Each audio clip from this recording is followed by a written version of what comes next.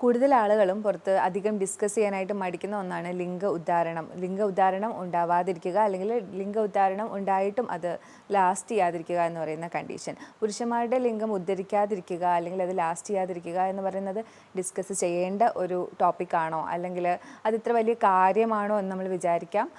എന്നാൽ നമുക്ക് ദാമ്പത്തിക ജീവിതത്തിൽ ഇത് ഒത്തിരി പ്രശ്നങ്ങൾ ഉണ്ടാക്കുന്ന ഒന്നാണ്. അതുപോലെ തന്നെ ഇത് പതിയെ പതിയെ നമ്മുടെ സെൽഫ് കോൺഫിഡൻസിനെയും ചിലപ്പം ബാധിക്കാനായിട്ടുള്ള സാധ്യതകളുണ്ട്. ഇന്ന് ഞാനിവിടെ ഡിസ്കസ് ചെയ്യാൻ പോകുന്നത് ഇതുപോലെയുള്ള സെക്ഷൽ ഡിസ്ഫങ്ഷൻ, എറക്ടൈൽ ഡിസ്ഫങ്ഷൻ ഉണ്ടാവുന്നത് അതിന് എന്തൊക്കെ ഡയറ്റ് നമുക്ക് ചെയ്യാം, എന്തൊക്കെ സപ്ലിമെൻറ്റ്സ് കൊടുക്കാം, ഇത്തരത്തിലുള്ള കാര്യങ്ങളാണ് ഞാൻ നിങ്ങളുമായിട്ട് ഡിസ്കസ് ചെയ്യാൻ പോകുന്നത്. ഞാൻ ഡോക്ടർ ആമിന, മെഡിക്കൽ ഓഫീസർ, പ്രാണ നാച്ചുക്യൂർ സെൻറ്റർ. ലൈംഗികത എന്ന് പറയുന്നത് ഒരു കോംപ്ലക്സ് ആയിട്ടുള്ള ഒരു സിസ്റ്റമാണ്. അതിനകത്ത് നമ്മുടെ ഹോർമോൺസ് ഇൻവോൾവ് ആവുന്നുണ്ട്, നാഡീവ്യൂഹങ്ങൾ ഇൻവോൾവ് ആവുന്നുണ്ട്, അതുപോലെ തന്നെ രക്തക്കുഴലുകൾ ഇൻവോൾവ് ആവുന്നുണ്ട്, ഹോർമോൺ ഇൻവോൾവ് ആവുന്നുണ്ട്, വികാരങ്ങൾ ഇൻവോൾവ് ആവുന്നുണ്ട്. ഇത്രയും കോംപ്ലക്സ് ആയിട്ടുള്ള ഒരു പ്രവൃത്തി ആയതുകൊണ്ട് തന്നെയാണ് ഇതിന് ഇത്രയും കോംപ്ലക്സ് ഉള്ളത്. ഇതിലേതൊന്നിന് പ്രശ്നം വന്നാലും ലിംഗം ഉദ്ധരിക്കാതിരിക്കാം. മെഡിക്കൽ കണ്ടീഷൻസ് ആയിട്ടുള്ള ഡയബറ്റീസ്, അതുപോലെ തന്നെ ഹാർട്ടിൻ്റെ കണ്ടീഷൻസ്. ഡയബറ്റീസിൽ മെയിനായിട്ട് നിങ്ങൾക്ക് എല്ലാവർക്കും അറിയാം, ഡയബറ്റീസ് ക്രമേണ ഞാൻ മുമ്പ് ഡിസ്കസ് ചെയ്തിട്ടുണ്ട്, നമ്മുടെ നാഡീവ്യൂഹങ്ങളെയാണ് ബാധിക്കുന്നത്. അങ്ങനെ നാഡീവ്യൂഹങ്ങളെ ഡയബറ്റീസ് ബാധിക്കുന്നത് ലിംഗത്തിലേക്കുള്ള നാഡിയും ബാധിക്കുന്നുണ്ട്. അങ്ങനെ ലിംഗത്തിലേക്കുള്ള നാഡീവ്യൂഹത്തിനെ ബാധിക്കുമ്പോൾ ഉദ്ധാരണം നടക്കാതെ വരാം. അതുപോലെ തന്നെ രക്തക്കുഴലുകൾ, കാർഡിയാക് ഡിസ്ഫങ്ഷൻസ് വരുമ്പോഴും ഇതുപോലെ രക്തം പമ്പ് ചെയ്യുന്നതിൻ്റെ കുഴപ്പമാണല്ലോ കാർഡിയാക് ഡിസ്ഫങ്ഷൻസിൽ വരുന്നത്. അതായത് ഹൃദയത്തിൻ്റെ പരമായിട്ടുള്ള എന്തെങ്കിലുമൊക്കെ പ്രോബ്ലംസ് വരുമ്പോഴും ഇതുപോലെ രക്തം പമ്പ് ചെയ്യുന്നില്ല നമ്മുടെ പെനിസിലേക്ക്, അല്ലെങ്കിൽ ലിംഗത്തിലേക്ക് ആവശ്യത്തിനുള്ള ബ്ലഡ് എത്തുന്നില്ല. അപ്പോൾ ഇത്തരം സാഹചര്യങ്ങളിലും ലിംഗം ഉദ്ധരിക്കാതെ വരാം. അതുകൊണ്ടാണ് ഞാൻ ആദ്യമേ പറഞ്ഞത് കോംപ്ലക്സ് ആയിട്ടുള്ള ഒന്നായത് പലതും ഇതിൽ ഇൻവോൾവ് ആയതുകൊണ്ടാണ് പെട്ടെന്ന് ഇത്തരം പ്രശ്നങ്ങൾ വരുന്നത്. ഇതിൽ ഏതൊരു പാർട്ട്, ഇപ്പം രക്തക്കുഴലിൻ്റെ പ്രശ്നമായാലും നാഡീവ്യൂഹത്തിൻ്റെ പ്രശ്നമായാലും അത് ഇതിനെ ബാധിക്കുന്നു. അതുകൊണ്ടാണ് ഇങ്ങനത്തെ പ്രശ്നങ്ങൾ കൂടുതലായും കണ്ടുവരുന്നത്. ചില മെഡിസിനുകൾ, അതായത് BP-യുടെ മെഡിസിൻ, അല്ലെങ്കിൽ പെയിനിൻ്റെ മെഡിസിൻ, കുറച്ച് ആൻറ്റി ഡിപ്രഷൻ മെഡിസിനൊക്കെ നമുക്ക് ഇത് എടുക്കുന്നവർക്ക് ലിംഗം ഉദ്ധരിക്കാറില്ല. അതുപോലെ തന്നെ ചില സൈക്കോളജിക്കൽ ഡിസോർഡർ ആയിട്ടുള്ള ആൻസൈറ്റി ഡിസോർഡറും ഡിപ്രഷനും ഒക്കെ ഉള്ളവർക്കും ലിംഗം ഉദ്ധരിക്കില്ല. അതുപോലെ ഓവർ വെയ്റ്റ്, ഒബേസിറ്റി പോലുള്ള രോഗങ്ങൾ വരുന്ന സാഹചര്യങ്ങളിൽ ഇത്തരം ലിംഗ ഉദ്ധാരണക്കുറവ് കണ്ടുവരാറുണ്ട്. നമ്മൾ കൂടുതലായിട്ടും ഡ്രഗ്സും ആൽക്കഹോളും ഉപയോഗിക്കുന്നവരിൽ നമുക്കറിയാം, ആൽക്കഹോളും ഡ്രഗും ഒക്കെ കൂടുതൽ ഉപയോഗിക്കുമ്പോഴത്തേക്കും രക്തക്കുഴലുകളെയും നാഡീവ്യവസ്ഥയെ ഇത് നെഗറ്റീവായിട്ട് ബാധിക്കുന്നുണ്ട്. അപ്പോൾ ഉറപ്പായിട്ടും അത് ലിംഗത്തിനെ ബാധിക്കും, ഉദ്ധാരണം നടക്കാതെ വരും, ലാസ്റ്റ് ചെയ്യാതെ വരും. ലിംഗ ഉദ്ധാരണം നടക്കുന്നില്ല, അല്ലെങ്കിൽ ലിംഗ ഉദ്ധാരത്തിന് പ്രശ്നമുണ്ട്, എറക്ടൈൽ ഡിസ്ഫങ്ഷൻ ഉണ്ട് എന്ന് നമുക്ക് എങ്ങനെ അറിയാം? ലിംഗം ഉദ്ധരിക്കില്ല, അല്ലെങ്കിൽ ഉദ്ധരിച്ച ലിംഗം കൂടുതൽ നേരം ലാസ്റ്റ് ചെയ്യില്ല ബെഡ് ടൈമിൽ, അല്ലെങ്കിൽ നമുക്ക് ലൈംഗിക താല്പര്യങ്ങൾ ഉണ്ടാവാതെ ഇരിക്കാം. ഇത്തരം സാഹചര്യങ്ങളിലാണ് നമുക്ക് അതൊരു എറക്ടൈൽ ഡിസ്ഫങ്ഷൻ ആണ്, അല്ലെങ്കിൽ ഉദ്ധാരണക്കുറവ് ഈ വ്യക്തിക്കുണ്ട് എന്ന് നമുക്ക് പറയാൻ കഴിയുന്നത്. ഇത്തരം ലിംഗം ഉദ്ധരിക്കാതെ ഇരിക്കുന്ന അവസ്ഥ, അല്ലെങ്കിൽ ഉദ്ധാരണക്കുറവ് അനുഭവിക്കുന്നവർ ഇത് ഡയറ്റിൻ്റെ പ്രശ്നമാണോ എന്ന് എപ്പോഴും, എല്ലാം ഡയറ്റിൻ്റെ പ്രശ്നം കാരണമാണല്ലോ, അപ്പോൾ ഇതിനൊരു പങ്ക് ഡയറ്റിലുണ്ടോ എന്ന് നമുക്ക് എന്തായാലും ഒരു സംശയം ഉണ്ടാവും. ഉറപ്പായിട്ടും ഡീപ്പ് ഫ്രൈഡ് ആയിട്ടുള്ള ഫുഡ് അധികം കഴിക്കുന്നത് നമ്മുടെ ലിംഗം കൂടുതൽ ഉദ്ധരിക്കാതിരിക്കാനും ലിംഗത്തിൻ്റെ സാധാരണ എല്ലാ ഭാഗത്തേക്കുമുള്ള ആരോഗ്യം നശിക്കുന്നത് പോലെ തന്നെ ലിംഗത്തിൻ്റെ ആരോഗ്യവും ഇത് നശിപ്പിക്കുന്നതാണ് ഡീപ്പ് ഫ്രൈഡ് ആയിട്ടുള്ള ഫുഡ്. അതിൽ തന്നെ നമ്മൾ ഏത് ഓയിലാണ് ഉപയോഗിക്കുന്നത് നമുക്കറിയില്ലല്ലോ. അപ്പോൾ അത്തരം ഭക്ഷണങ്ങൾ, നിങ്ങൾക്ക് ഇത്തരം പ്രശ്നങ്ങൾ നിങ്ങൾ അനുഭവിക്കുന്നുണ്ടെങ്കിൽ ദയവ് ചെയ്ത് അത്തരം ഭക്ഷണങ്ങൾ നിങ്ങൾ ഒഴിവാക്കുന്നതായിരിക്കും കൂടുതൽ നല്ലത്. നമ്മൾ ഫുൾ ഫാറ്റ് ഡയറി, അതായത് ഫാറ്റുള്ള ഡയറി, നമ്മൾ സ്കിംഡ് മിൽക്ക് എന്നൊക്കെ പറയും, അതല്ലാണ്ട് ഫാറ്റ് ഫുള്ളായിട്ടുള്ള ഡയറി പ്രോഡക്ട്സ് യൂസ് ചെയ്യുന്നത് നമ്മുടെ ഇത്തരം പ്രശ്നങ്ങൾ ഫേസ് ചെയ്യുന്ന ആൾക്കാർക്ക് അത്ര നല്ലതല്ല. കാരണം ഇതിനകത്തുള്ള ആൻറ്റിബോഡീസ് നമ്മുടെ സെക്ഷൽ ഇറക്ഷൻ ഡിസ്ഫങ്ഷനെ കൂടുതൽ വഷളാക്കത്തതേ ഉള്ളൂ.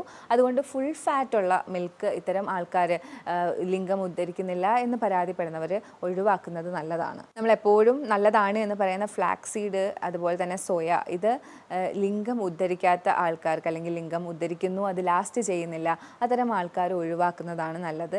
കാരണം ഈസ്ട്രോജൻ്റെ അളവ് ഇത്തരം ഭക്ഷണത്തിൽ കൂടുതലാണ്, ഫ്ലാക്സ് സീഡിലും അതായത് സോയയിലും കൂടുതലാണ്. ഈസ്ട്രോജൻ ഒരു ഫീമെയിൽ ഹോർമോണാണ്. അതുകൊണ്ട് തന്നെ ഇത് കൂടുമ്പോഴത്തേക്കും ടെസ്റ്റോസ്റ്റിറോണിൻ്റെ പ്രവർത്തനം നന്നായി നടക്കില്ല. ഇത്തരം സെക്ഷൽ ഡിസ്ഫങ്ഷൻ ലൂടെ കടന്നു പോകുന്നവർ എന്ത് കഴിക്കണം, എന്ത് കഴിച്ചാലാണ് ഇത്തരം ഉദാഹരണം കുറയുന്നത്, അതിനെ പരിഹരിക്കാൻ പറ്റുക എന്നുള്ളത് എപ്പോഴും ഒരു കൺഫ്യൂഷനും അല്ലെങ്കിൽ ടെൻഷനും നമുക്ക് എപ്പോഴും ഉണ്ടാവും. നമ്മൾ ഒത്തിരി റെഫർ ചെയ്യും. അപ്പോൾ ഇവിടെ ഞാൻ കുറച്ച് സ്റ്റഡീസിലൊക്കെ വന്നിരിക്കുന്ന കാര്യങ്ങളാണ് ഇവിടെ ഡിസ്കസ് ചെയ്യുന്നത്. നമുക്ക് വാട്ടർമെലൺ വളരെ നല്ലതാണ്. വാട്ടർമെലണിൽ അടങ്ങിയിട്ടുള്ള സിട്രുലിൻ എന്ന് പറയുന്ന ഒരു കണ്ടന്റ് ഉണ്ട്, അമിനോ ആസിഡാണ്. അപ്പോൾ ഇത് വന്നിട്ട് നമ്മുടെ ലിംഗത്തിലേക്കുള്ള രക്തയോട്ടവും ലിംഗത്തിൻ്റെ പ്രവർത്തനങ്ങളും ഒക്കെ കൂടുതൽ നന്നായി നടത്താനായിട്ട് ഹെൽപ്പ് ചെയ്യുമ്പോൾ ഒരു ഗ്ലാസ് വാട്ടർമെലൺ ഒക്കെ കുടിക്കുന്നത് വളരെ നല്ലതാണ് ഉദാഹരണത്തിന് വേണ്ടി. അതുപോലെ തന്നെ മാതളം വളരെ നല്ലതാണ്. മാതളത്തിനകത്ത് ഉള്ള ഒരു ആൻറ്റി ഓക്സിഡൻറ്റ് നൈട്രിക് ഓക്സൈഡിനെ ആക്ടിവേറ്റ് ചെയ്യും. അങ്ങനെ നൈട്രിക് ഓക്സൈഡിനെ ആക്ടിവേറ്റ് ചെയ്യുമ്പോഴത്തേക്കും ഈ നൈട്രിക് ഓക്സൈഡ് ചെയ്യുന്നത് എന്ന് പറഞ്ഞാൽ നൈട്രിക് ഓക്സൈഡ് നമ്മുടെ എല്ലാ കാര്യങ്ങളെയും ഉത്തേജിപ്പിക്കുന്ന ഒരാളാണ് നൈട്രിക് ഓക്സൈഡ്. ഇത് വന്നിട്ട് ലിംഗത്തിനെയും ഉത്തേജിപ്പിക്കാനായിട്ട് സഹായിക്കും. അങ്ങനെ ലിംഗ ഉദ്ധാരണം കൂടുതലായിട്ട് നമുക്ക് ഉണ്ടാവും. അതാണ് പോമഗ്രാനൈറ്റിൻ്റെ ഒരു ഉപയോഗം. നമ്മുടെ മാതളം കഴിക്കുന്നത് വളരെ നല്ലതാണ്. ഉറുമാൻ പഴം, മാതളം എന്നൊക്കെ പറയും. അതുപോലെ തന്നെ അത്തിപ്പഴം, ഫിഗ്, ഇതൊരു ഡ്രൈ ഫ്രൂട്ടാണ്. ഈ ഡ്രൈ ഫ്രൂട്ട് നമ്മൾ എടുക്കുന്നതിലൂടെ നമുക്ക് ഒത്തിരി എനർജി കിട്ടുന്നുണ്ട്. ഒത്തിരി എനർജി ഉള്ളതാണ് ഈ ഡ്രൈ ഫ്രൂട്ട്. അപ്പോൾ അത് നമുക്കിങ്ങനെ പാലിനകത്ത് കുതിർത്ത് രാവിലെ എടുക്കാവുന്നതാണ്. എല്ലാ രീതിയിലും ഈ ഡ്രൈ ഫ്രൂട്ട് വളരെ നല്ലതാണ് ബോഡിക്ക്. അതിനോടനുബന്ധിച്ച് തന്നെ ലിംഗത്തിൻ്റെ ഉദ്ധാരണത്തിനും ഈ ഡ്രൈ ഫ്രൂട്ടായിട്ടുള്ള അത്തിപ്പഴം ഒത്തിരി സഹായിക്കുന്നുണ്ട്. ആൻറ്റി ഓക്സിഡൻസ് കൂടുതൽ അടങ്ങിയിട്ടുള്ള അവക്കാഡോസ്, ഒലിവ് ഓയിൽസ്, അത്തരം ഫുഡുകളൊക്കെ ഉൾപ്പെടുത്തി കഴിഞ്ഞാൽ നമുക്ക് ലിംഗ ഉദ്ധാരണത്തിന് സഹായിക്കും. എപ്പോഴും നല്ല ക്ലീനായിട്ടുള്ള ഭക്ഷണം കഴിക്കുക. അതായത് ക്ലീൻ എന്ന് പറയുമ്പോഴത്തേക്കും വൃത്തിയുള്ള അടുക്കളയിൽ ഉണ്ടാക്കിയതെന്നല്ല, അത് ടോക്സിൻസ് കുറഞ്ഞ ഭക്ഷണം കഴിക്കുക. നമ്മളിവിടെ വരുമ്പോഴത്തേക്ക് എപ്പോഴും ഞാൻ പേഷ്യൻസിനോട് പറയും, ഇവിടെ ക്ലീൻ ആയിട്ടുള്ള ഭക്ഷണമാണ് നിങ്ങൾക്ക് തരുന്നത്. അതിൻ്റെ അർത്ഥം ഒരിക്കലും അത് ക്ലീൻ ആയിട്ടുള്ള കിച്ചണിൽ ഉണ്ടാക്കിയെന്നല്ല. അതിനകത്ത് കൊളസ്ട്രോൾ ഉണ്ടാക്കുന്ന കാര്യങ്ങൾ കുറവായിരിക്കും, ബ്ലഡ് പ്രഷർ കൂട്ടുന്ന കാര്യങ്ങൾ കുറവായിരിക്കും, ബ്ലഡ് ഷുഗർ കൂട്ടുന്ന കാര്യങ്ങൾ കുറവായിരിക്കും. അതുപോലെ തന്നെ മറ്റുള്ള ടോക്സിൻസൊക്കെ വളരെ കുറവായിരിക്കും. അതാണ് ഈ ക്ലീൻ ഫുഡ് എന്ന് പറയുന്നത്.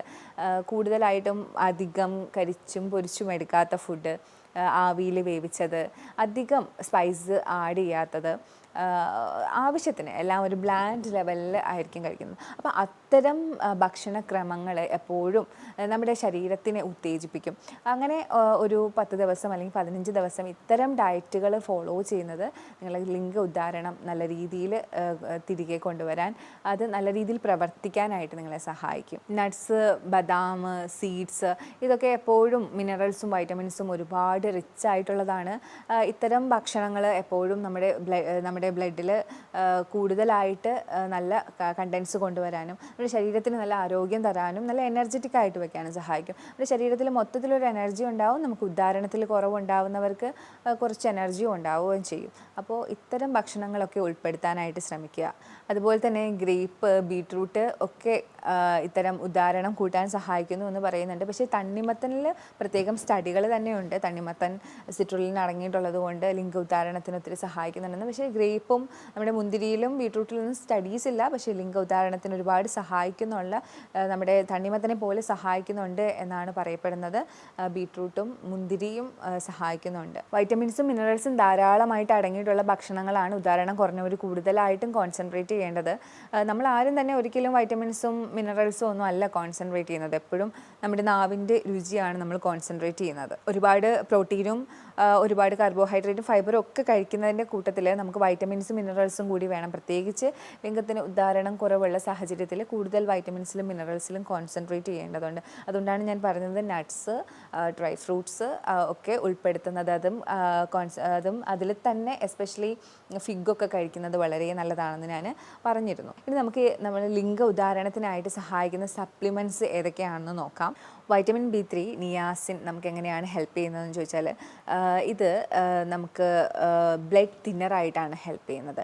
വൈറ്റമിൻ B3 അടങ്ങിയിട്ടുള്ള ഭക്ഷണങ്ങൾ നമ്മൾ കൂടുതൽ കഴിക്കുകയാണെങ്കിൽ ഇത്തരം ബ്ലഡ് തിന്നിങ് പ്രോപ്പർട്ടീസ് ഉണ്ടാവും.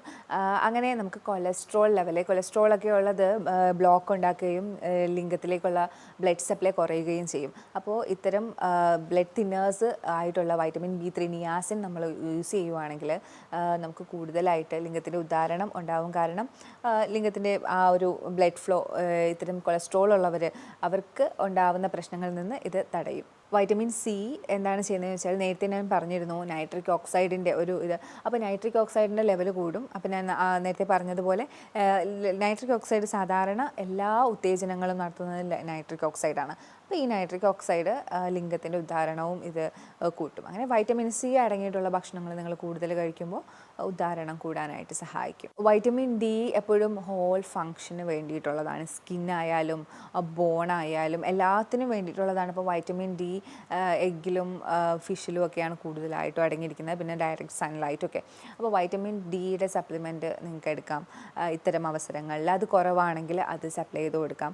കാരണം ഓവറോൾ ഹെൽത്തിന് ആവശ്യമായിട്ടുള്ളതാണ് വൈറ്റമിൻ ഡി എന്ന് പറയുന്നത്. അതുപോലെ തന്നെ സിങ്കിൻ്റെ സപ്ലിമെൻറ്റ്സ് ടെസ്റ്റോസ്റ്റിറോണിനെ നിയന്ത്രിക്കുന്നുണ്ട്.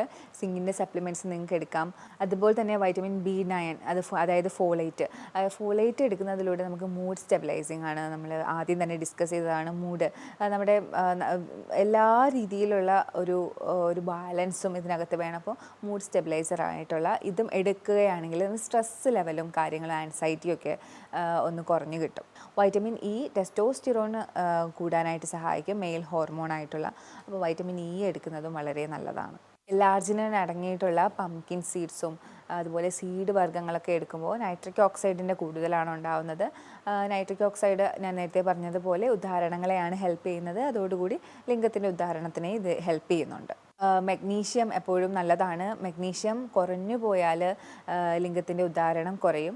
മഗ്നീഷ്യം എപ്പോഴും ബ്ലഡ് വെസൽസിനെ കൂടുതൽ നല്ല ആരോഗ്യകരമായിട്ട് വെക്കാനായി റിലാക്സ് ചെയ്യുന്ന ഒന്നാണ് മഗ്നീഷ്യം എന്ന് പറയുന്നത്. അപ്പോൾ ഇതിൻ്റെ കുറവ് നമ്മുടെ ബ്ലഡ് വെസൽസിനെ കൺസ്ട്രക്റ്റ് ചെയ്യുകയും ലിംഗത്തിൻ്റെ ഉദ്ധാരണം കുറയ്ക്കുകയും ചെയ്യും. ഇന്ന് നമുക്ക് കൂടുതലായിട്ടും അവക്കാഡോസ്, ലെഗ്യൂംസ് ഒക്കെ ഉപയോഗിക്കാം മഗ്നീഷ്യം കൂടുതലായിട്ട് നമുക്ക് കിട്ടാനായി. ടെസ്റ്റോസ്റ്റിറോൺ ഇത്രയും ഇമ്പോർട്ടൻ്റ് ആണോ, ഇത്രയും യൂസ്ഫുൾ ആണോ എന്ന് നമുക്ക് എന്തായാലും തോന്നാം.